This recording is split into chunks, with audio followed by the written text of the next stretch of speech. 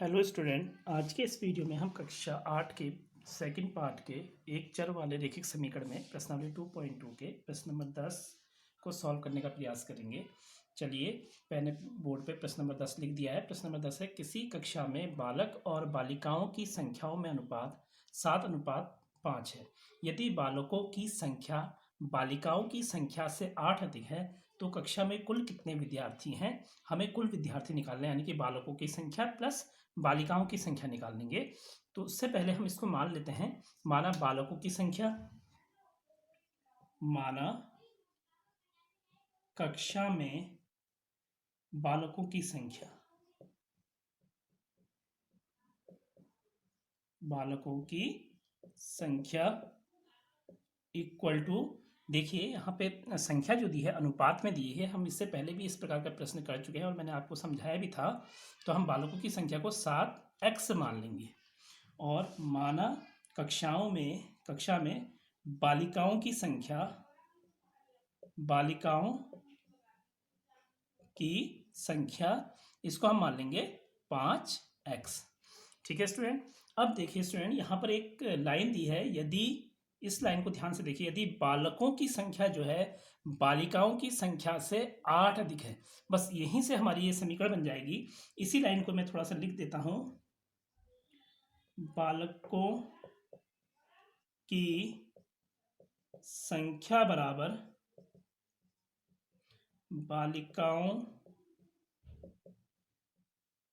की संख्या से कितना अधिक है, 8 अधिक।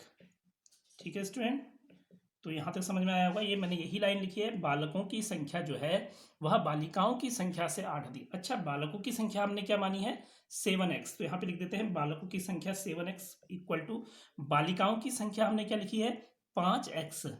5x से, इस लाइन को मैं ऐसे लिख रहा हूँ, से 8 अधिक। ठीक है स्टूडेंट। अच्छा, 5x से 8 अधिक क्या होता है, या अगर हम इसको इस तरह से समझे कि 10 से 8 अधिक क्या हुआ, 10 से 8 अधिक हमारा क्या होता है, 18, यानी कि 10 + 8। तो उसी प्रकार से 5x से 8 अधिक का मतलब हुआ 5x + 8। तो ये 7x इक्वल टू बन गया हमारा, 7x इक्वल टू आ गया 5x + 8, और ये हमारी एक चर वाली रैखिक समीकरण बन गई। आइए अब इस समीकरण को हल करते हैं। फिर बालक और बालिकाओं की संख्याओं को अलग अलग निकालेंगे। तो इसमें एक काम करते हैं, जो x वाले पद हैं, ये x वाला पद, ये दोनों पद हैं, इनको एक तरफ ले चलते हैं समीकरण के। तो एक काम करते हैं, 5x को बराबर की इस ओर ले आते हैं। 5x के आगे कोई चिन्ह नहीं है तो प्लस का चिन्ह है, बराबर की इस ओर जाने पे यह चिन्ह क्या हो जाएगा, माइनस। तो 7x ये पहले था, इसको लिख दिया। 5x यहाँ आया तो ये माइनस 5x बराबर 8 बन गया। 7x में से 5x घटा देंगे, 7x में से 5x गए तो कितने x बचे, 2x बराबर 8। 2 से x में गुणा हो रही है, 2 को बराबर की दूसरी तरफ ले जाएंगे तो x बराबर क्या जाएगा, 8/2, यानी कि यह 4 आ गया। तो x बराबर हमारा कितना आ गया, 4। अब बालकों की संख्या निकाल देते हैं, इसलिए बालकों की संख्या बराबर क्या है, यहाँ पे देखिए सामने लिखा है 7x, यानी कि 7 गुणा x के स्थान पर हम क्या रख देंगे, 4 रख देंगे। 7 चक्को 28, तो ये हमारी बालकों की संख्या आ गई। इसी प्रकार हम बालिकाओं की संख्या निकाल देंगे। बालिकाओं की संख्या बराबर, देखिए बालिकाओं की संख्या हमने क्या लिखी है, 5x। तो यहाँ पे 5x आ जाएगा, 5 गुणा x के स्थान पे हमारा कितना आ जाएगा, 4 आ जाएगा। 5 चक्को 20। बालकों की संख्या हमारी 28 हो गई और बालिकाओं की संख्या कितनी हो गई, 20 हो गई। हमें क्या निकालना है, कुल विद्यार्थी। किसी भी कक्षा में कुल विद्यार्थी में क्या आएगा, बालकों की संख्या प्लस बालिकाओं की संख्याओं को हम जोड़ देंगे। इसलिए कक्षा में कुल विद्यार्थी, हम इस पूरे को क्या कर देंगे, इन दोनों को जोड़ देंगे, यानी कि बालकों की संख्या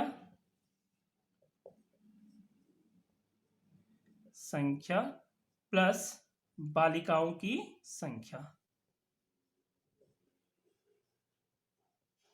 ठीक है स्टूडेंट, तो दोनों को हम जोड़ देंगे, हमारा उत्तर आ जाएगा।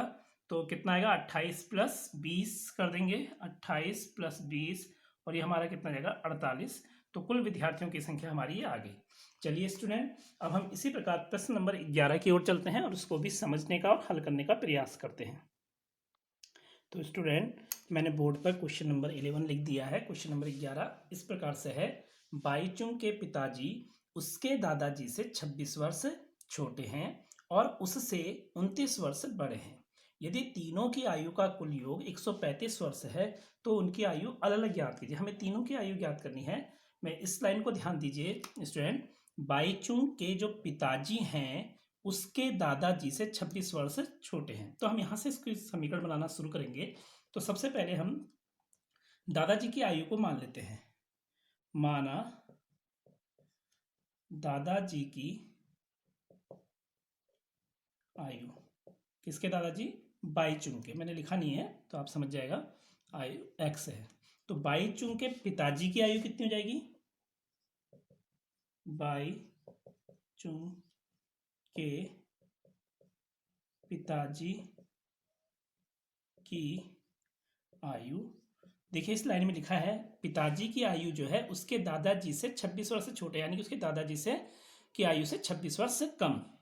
ठीक है, तो हम यहाँ पे लिख देंगे बाईचुंग के पिताजी की आयु बराबर दादा जी की आयु से 26 वर्ष कम। ठीक है स्टूडेंट, मैंने इसी लाइन को लिख दिया, थोड़ा विस्तार से लिख दिया है। तो हमारे पिताजी की जो आयु है वो निकल जाएगी, बाईचुंग के पिताजी की आयु क्या आ जाएगी? दादाजी की आयु यानी कि x, दादाजी की आयु हमने कितनी मानी है? x से 26 वर्ष कम। एक उदाहरण से इसको समझिए, जैसे 10 से 2 कम कितना हुआ? 8 हुआ, यानी कि 10 में से 2 घटा दिया। उसी प्रकार से x से 26 वर्ष घटाएंगे तो x माइनस 26 हो जाएगा। यह एक विजी व्यंजक बन गया। ठीक है, दादाजी की आयु हमने x मान ली, पिताजी की आयु हमारी क्या निकल गई? x माइनस 26 विजी व्यंजक के रूप में। अब उसके बाद क्या कह रहा है? और उससे 29 वर्ष बड़े हैं। कौन? इस लाइन को फिर से समझिए, बाईचुंग के पिताजी, इसको अंडरलाइन ब्रैकेट में डाल देते हैं, बाईचुंग के पिताजी उसके दादाजी से 26 वर्ष छोटे हैं और उससे 29 वर्ष बड़े हैं। यानी कि बाईचुंग के जो पिताजी हैं वो बाईचुंग से 29 वर्ष बड़े हैं। यही तो कह रहा है। यहाँ पे लिख देता हूं, फिर से लिख देता हूं, पिताजी की आयु, फिर से इसी लाइन को लिख रहा हूं, बराबर क्या है? बाईचुंग से 29 वर्ष बड़े हैं, यानी कि बाईचुंग की आयु से 29 वर्ष अधिक। यही तो होगा। कौन बड़े हैं? पिताजी बड़े हैं। बाईचुंग से कितने बड़े हैं? 29 वर्ष हैं। हमें बाईचुंग की आयु निकालनी है। ठीक है, या हम इसको इस तरह से लिख सकते हैं, बाईचुंग की आयु, इस लाइन को फिर से समझना, बराबर बाईचुंग की आयु, पिताजी की आयु जो है बाईचुंग से 29 वर्ष अधिक है।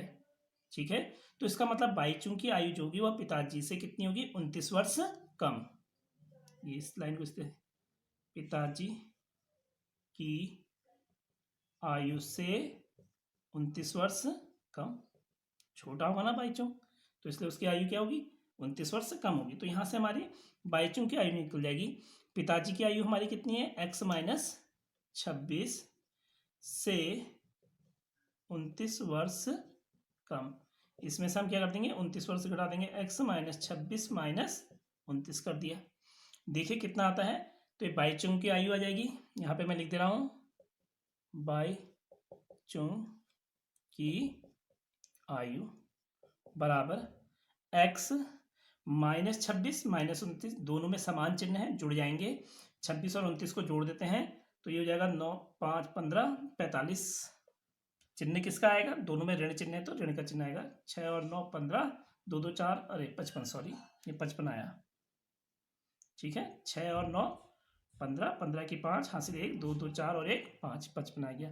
तो बाईचुंग की भी आयु आ गई। दादाजी की आयु x, पिताजी की आयु x माइनस 26 और बाईचुंग की आयु x माइनस 55। अब वो क्या कह रहा है? अगली लाइन देखिए, तीनों की आयु का योग 135 वर्ष है। दादाजी की आयु प्लस पिताजी की आयु प्लस बाईचुंग की आयु का योग 135 है। यही कह रहा है। चलिए इसको लिख देते हैं, दादा जी की आयु प्लस पिताजी की आयु प्लस बच्चों की आयु, इन तीनों की आयु का योग बराबर कितना दिया है? 135 वर्ष दिया है। तो दादाजी की आयु क्या थी? x प्लस पिताजी की आयु क्या है? x माइनस 26 प्लस बच्चों की आयु क्या है? x माइनस 55 बराबर 135। ये देखिए x x x समान राशियां हैं, जुड़ जाएंगी, तीनों में प्लस का चिन्ह है तो 3x आ जाएगा, तीनों जुड़ जाएंगे। ये -26 -55 समान चिन्ह है, ये भी जुड़ जाएंगे, लेकिन चिन्ह किसका आएगा? माइनस का। तो 26 और 55 को जोड़ देते हैं, 6 5 11 की 1 हासिल 1 1 और 5 6 6 2 8 81 हो गया बराबर 135। ये माइनस का 81 है। अब यहीं पर ही हम समीकरण को हल कर देते हैं और ये हमारी समीकरण बन चुकी है। समीकरण को हल कर देते हैं, x का मान निकलेगा यानी कि दादाजी की आयु, उसमें से हम 26 घटा देंगे पिताजी की आयु और उसमें से हम 55 घटा देंगे बच्चों की आयु, निकल जाएगी। तो तीनों के अलग अलग आयु आ जाएंगी। तो देखिए 3x माइनस 81 है, बराबर की दूसरी तरफ ले जाते हैं, बराबर क्या हो जाएगा? ये प्लस हो जाएगा, प्लस 81 हो जाएगा। इन दोनों को जोड़ देते हैं, कितना आएगा? 6 8 3 11 की 1 2 216 आ गया और x बराबर 21 बट्टे 216 बट्टा 3, ये 3 से यहाँ गुणा है तो यहाँ भाग हो जाएगा। 3 सत्ते 21 और 3 दूनी 6 72 आ गया। तो x बराबर हमारा क्या आ गया? 72। किसकी आयु आ गई? दादा जी की आयु बराबर 72। तो यहाँ पे मैं पिताजी की भी आयु निकाल दे रहा हूँ। पिताजी की आयु x माइनस कितना है? 26, यानी कि 72 माइनस 26, इसको माइनस कर लेंगे, ये 6 आएगा। 12 में से 6 गया 6, यहाँ एक हासिल है 6, 6 में से 2 गया 4 46। बच्चों की आयु भी इसी के नीचे निकाल देते हैं। बच्चों की आयु कितना है? x माइनस 55, x हमारा 72 माइनस 55 कर लेते हैं, कितना आ जाएगा? 12। 12 में से 5 गया, 7 5 12 होता है तो 7 बचेगा। ठीक है स्टूडेंट, यहाँ 6 में से 5 गया 1 17। तो ये हो गई दादाजी की आयु। उसके पीछे वर्ष लिख देते हैं, यहाँ पे जगह नहीं है, आप स्वयं लिख देना। ये वर्ष हो गया, दादाजी की आयु 72 वर्ष, पिताजी की आयु 46 वर्ष और बच्चों की आयु 17 वर्ष हो जाएगी। ठीक है स्टूडेंट, यह प्रश्न भी आपको समझ में आ गया होगा। चलिए अब हम प्रश्न नंबर 12 को सॉल्व करते हैं और उसे भी समझने का प्रयास करते हैं। तो स्टूडेंट मैंने क्वेश्चन नंबर 12 भी इसमें लिख दिया है। क्वेश्चन नंबर 12 इस प्रकार से है, 15 वर्ष बाद रवि की आयु उसकी वर्तमान आयु से 4 गुनी हो जाएगी। रवि की वर्तमान आयु क्या है? चलिए इसको हल करते हैं। एक काम करते हैं, सबसे पहले रवि की वर्तमान आयु मान लेते हैं। माना रवि की वर्तमान आयु, रवि की वर्तमान आयु हमने क्या मान दी? x मान ली है। समझ में आया स्टूडेंट? हमने क्या करा? रवि की वर्तमान आयु x मान ली है। अब वो कह रहा 15 वर्ष बाद रवि की आयु, तो एक काम करते हैं, 15 वर्ष बाद रवि की आयु निकाल लेते हैं। रवि की आयु, चलिए मैं आपको एक उदाहरण से समझाता हूं। यदि कोई व्यक्ति इस समय 10 साल का है, 2 वर्ष बाद कितने का होगा? 12 वर्ष का हो जाएगा।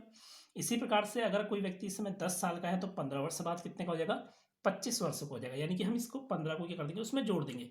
इसी प्रकार से रवि इस समय x वर्ष का है तो 15 वर्ष बाद कितने का हो जाएगा? x plus 15।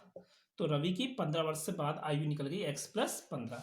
अब देखिए इस लाइन को फिर से हम पढ़ते हैं। 15 वर्ष बाद रवि की आयु उसकी वर्तमान आयु की 4 गुनी हो जाएगी। यही लाइन से ही हमारी यह समीकरण बन जाएगी। हम लिख देते हैं यहाँ पे 15 वर्ष बाद रवि की आयु बराबर क्या होगी? किसके बराबर होगी? वर्तमान आयु का 4 गुना। वर्तमान आयु का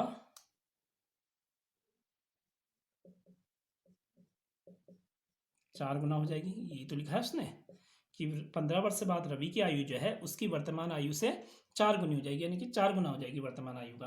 15 वर्ष बाद रवि की आयु क्या है? x प्लस 15 है। वर्तमान आयु x का 4 गुना, यानी कि जैसे 10 का 4 गुना 40 हो गया, 20 का 4 गुना 80 हो गया, उसी प्रकार से x का 4 गुना, यानी कि इसको हम किससे गुणा कर देंगे? 4 से गुणा कर देंगे तो x प्लस 15 आ जाएगा। x प्लस 15 बराबर ये क्या आ गया? 4x। यह हमारी क्या बन गई, एक चर वाली रेखिक समीकरण बन गई। चलिए अब इस समीकरण को हल करते हैं और x का मान ज्ञात करते हैं, और जो x का मान होगा वही रवि की क्या होगी, वर्तमान आयु होगी। यहाँ x का साइन प्लस है, इस x को और इस x को एक साथ लेते हैं। ये x का साइन प्लस है, इसको बराबर की इस ओर ले जाएंगे। यहाँ क्या बचेगा, खाली 15 बचेगा। यहाँ क्या है, 4x पहले से था, ये प्लस का x यहाँ आया तो क्या हो गया, माइनस का x हो गया। आइए मैं इसको यहाँ सॉल्व कर दे रहा हूँ। तो यह आएगा 15 बराबर 4x माइनस x कितना आ गया, 3x। या हम इसको इस तरह से भी लिख सकते हैं, 15x जो है 3x के बराबर है, या 3x जो है वो किसके बराबर है, 15 के बराबर है। बात एक ही है, ठीक है स्टूडेंट। 3 से x में गुणा हो रही तो 3 से 15 में क्या हो जाएगा, भागा हो जाएगा, तो 15/3 आ जाएगा। ठीक है, 3 से x में गुणा हुई तो 3 से 15 में क्या होगा, भागा। बराबर में बार बार मैं आपको बता चुका हूँ, बराबर की दूसरी तरफ जाने पे हर चीज़ क्या हो जाती है, उलट व्यवहार करने लग जाती है, उसमें संक्रिया बिल्कुल बदल जाती है, बिल्कुल उल्टी संक्रिया होने लगती है। जैसे इसमें यहाँ गुणा की संक्रिया थी तो बराबर की उस तरफ जाने पे किसकी संक्रिया होने लग गई, भागा की। तो 3 पंजे 15, तो यह 5 वर्ष आ गया, यानी कि रवि की वर्तमान आयु कितनी आ गई, 5 वर्ष है। तो उत्तर लिख देंगे हम, रवि की वर्तमान आयु बराबर 5 वर्ष। ठीक है स्टूडेंट, आशा करता हूं कि आपको यह क्वेश्चन भी समझ में आ गया होगा। चलिए अब हम प्रश्न नंबर 13 में चलते हैं और उसे हल करने का प्रयास करते हैं। स्टूडेंट मैंने 13 क्वेश्चन, 13वां क्वेश्चन भी बोर्ड पे लिख दिया है। क्वेश्चन 13 क्या है, एक परिमेय संख्या को 5/2 से गुणा कर 2/3 जोड़ने पर -7/12 प्राप्त होता है, वह संख्या क्या है। तो हम पहले संख्या मान लेते हैं। माना वह परिमेय संख्या x है, माना वह परिमेय संख्या क्या है, x है। परिमेय संख्या का मतलब वे संख्या है जिनको p/q यानी कि भिन्नात्मक रूप से जो व्यक्त की जा सकती हैं, वे परिमेय संख्याएं होती हैं। आप पढ़ चुके हैं इस चीज को। तो हमने परिमेय संख्या x मान ली है। अब परिमेय संख्या को किससे गुणा करना है, 5/2 से। तो हम परिमेय संख्या यानी कि x को 5/2 से गुणा करने पर, चलिए इसको गुणा कर लेते हैं। x गुणा 5/2 तो क्या जाएगा, 5x/2। ठीक है, अब 5 गुणा कर उस पर क्या जोड़ देंगे, जो आएगा उसमें हम 2/3 जोड़ने पर। ठीक है, तो यानी कि हम 5x/2 में 2/3 जोड़ने पर जोड़ लेते हैं। चलिए इसको भी, तो जाएगा 5x/2 + 2/3 जोड़ने पर हमें क्या प्राप्त होता है, -7/12, यानी कि यह हमारा क्या है, किसके बराबर हो जाएगा, -7/12 के। तो यहाँ पे हम लिख देते हैं 5x/2 + 2/3 बराबर किसके हो जाएगा, -7/12 के। यह हमारी क्या बन गई, एक समीकरण बन गई। चलिए अब इस समीकरण को हल कर लेते हैं। समीकरण को हल करेंगे, x का मान निकलेगा, वही x का मान हमारा क्या हो जाएगा, उत्तर हो जाएगा। ये देखिए, समीकरण का हल करने का मतलब x का मान निकालना है। जितने भी इसमें अचर हैं उनको एक तरफ रखना होता है और चर को एक तरफ रखना होता है। तो जैसे ये अचर राशि, पहले 2/3 को हटाते हैं, इसका चिन्ह क्या है, प्लस है। बराबर की दूसरी तरफ ले जाएंगे, क्या हो जाएगा, माइनस हो जाएगा। तो ये 5x/2 बराबर -7/12 -2/3। चलिए अब इसको यहाँ पे हल कर देते हैं। ये 5x/2 या -7/12, इसको मैं एक बार फिर से लिख ही देता हूँ, 2/3। इसका हर 12 है, इसका हर कितना है, 3 है। पहले हरों को क्या कर लेते हैं, बराबर कर लेते हैं। तो 3 को क्या करेंगे, 4 से गुणा करेंगे, हर बराबर हो जाएगा। अब नीचे 4 से गुणा करिए तो ऊपर भी हम क्या करेंगे, 4 से गुणा कर लेंगे। तो -7/12 -4 दूनी 8, 4 तियाँ 12, हर बराबर हो गए। अब इनके अंश में जोड़ घटाना हम कर सकते हैं। यहाँ देखिए, इसका चिन्ह ऋण है और इसका भी चिन्ह क्या है, ऋण है। समान चिन्ह होने में हम क्या कर देते हैं, जोड़ देते हैं। इन दोनों को जोड़ देंगे, 7 और 8 को जोड़ देंगे, कितना जाएगा, 15/12, और चिन्ह दोनों में क्या है, माइनस का है, तो माइनस का आ गया। ठीक है स्टूडेंट, 5/2 x बराबर -15/12।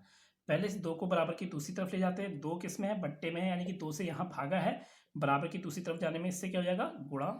तो 5x बराबर -15/12 गुणा 2। तो इसको यहीं पे सॉल्व करें, 2 एकम 2, 2 छिक्का 12, तो यह जाएगा -15/6 और ये 5x। 5x से यहाँ 5 से x में गुणा है, 5 से यहाँ क्या हो जाएगी, भागा हो जाएगी। तो x बराबर क्या हो जाएगा, -15/6। इसमें अगर हम 5 से भागा करेंगे तो 5 का पट्टा 1 ले लेते हैं, आपको मालूम है। इसी तरह से 5 से क्या करा है, इसमें हमने इसमें भागा करें, इसका बट्टे में 1 ले लिया तो भिन्न की भागा कैसे होती है, इसका चिन्ह गुणा हो जाएगा, ये 1/5 हो जाएगा। 5 से कट गया 5 तिया 15, 3 से कट गया 3 दूनी 6, 1/2 किसका चिन्ह आएगा, -1/2 x। यही हमारा क्या है, वह परिमेय संख्या है। आशा है कि आपको यह प्रश्न भी समझ में आ गया होगा। अगर आपको यह वीडियो पसंद आई तो इसे लाइक कीजिए, चैनल को सब्सक्राइब कीजिए, वीडियो को शेयर कीजिए और साथ में कमेंट भी कीजिएगा। धन्यवाद।